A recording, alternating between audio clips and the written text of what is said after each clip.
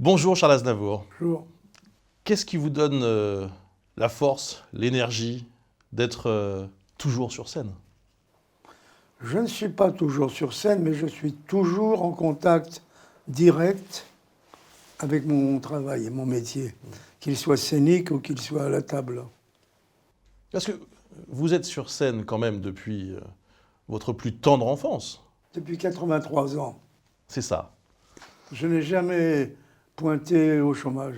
Ouais. J'ai toujours gagné ma vie. Au départ, c'était pas forcément pour chanter d'ailleurs. Non, c'est pour gagner ma vie. Ouais. Vous faisiez quoi? Vous faisiez l'acteur? Vous faisiez Non, je faisais tout. Oui, tout. Je faisais de la danse, Ouais. puisque j'ai fait de la danse classique et de la danse russe. Je faisais de la comédie, puisque j'étais un jeune acteur. Et puis, je jouais dans des revues, alors je chantais. Et puis, de temps en temps, je faisais des crochets. C'était pour gagner votre vie, mais c'était aussi tout de suite un plaisir ou pas tout de suite? Ah non, tout de suite un plaisir. Ouais. Ah oui. Dans les applaudissements, ça fait du bien. Hein. Et quand il n'y avait pas d'applaudissements? Mais il y en a toujours eu. Plus ou moins. Mais il y en a toujours eu. Il y a toujours. Quand une salle de personnes qui ne vous applaudissent pas, il y en a toujours 10 dans un coin qui applaudissent. Alors vous les saluez eux, et vous ignorez les autres. Qu'est-ce que vous préférez d'ailleurs sur scène lorsque vous chantez? Est-ce que c'est la communion avec le public? Est-ce que c'est la cohésion avec l'orchestre? Est-ce que c'est simplement le fait de... Ça va ensemble. Ouais. C'est très important. Je trouve même que les musiciens finissent par prennent parti avec le public. Ils vont même un petit peu plus loin. Je suis arrivé à finir les chansons avec le chef d'orchestre. Ça m'amuse. Et lui aussi, ça l'amuse. Parce que si on s'amuse tout seul, c'est pas la même chose. Comment vous préparez un concert? Comment se passe l'ordre des chansons, tout ce travail-là? Bah, je fais l'ordre. Le lendemain, je change l'ordre. Sur l'ordre, maintenant, je reviens, puis après, je retourne au troisième. Et avant de débuter, je change au moins 10 fois l'ordre des chansons. Et souvent, j'en fais sauter pour remplacer d'autres. Ouais. Avec toujours la même exigence de mettre des chansons nouvelles. Le nouvel album doit être présent dans cette... Le public n'aime pas les chansons nouvelles, Ouais. parce que c'est sans souvenir. Mais je les force à écouter les chansons nouvelles qui vont être des chansons souvenirs la prochaine fois. Vous chantez Les Émigrants au Palais des Sports? Oui. Ouais. Je chante tout ce qui ressemble à notre époque. Les émigrants. Vous dites émigrants et pas migrants ou réfugiés. Vous avez choisi ce mot-là, vous. Je n'ai pas choisi, c'est le mot qu'on avait. C'est maintenant qu'on choisit les mots.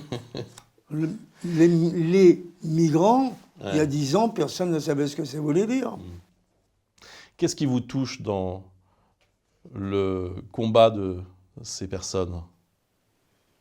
Ces espèces de hordes qui vont quelque part, et ce quelque part, c'est nulle part. Ça me touche beaucoup. Ces enfants qui continuent à faire semblant de jouer quand ils n'ont pas de jeu. Ils ont une boulette, n'importe quoi. Ça me fait beaucoup de mal. Je vous avoue que j'ai les yeux qui se mouillent très souvent. Vos parents étaient des migrants? Oui. Je les imagine.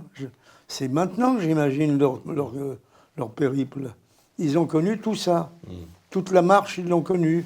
Ça partait de Turquie jusqu'à Thessalonique. De Thessalonique, ils ont été en Grèce, je crois, oui. De Grèce en Autriche, d'Autriche en Italie et d'Italie en France. Ça fait du chemin, tout ça. Je n'ai pas imaginé avant aujourd'hui tout ce qu'ils avaient fait. C'est quelque chose dont on vous parlait lorsque vous étiez Non. enfant? Chez moi, on ne parlait pas de malheur. On ne nous a pas élevés dans la haine du Turc, c'est le contraire. Ma mère nous disait toujours que la Turquie était un beau pays, que les Turcs étaient souvent des gens très agréables.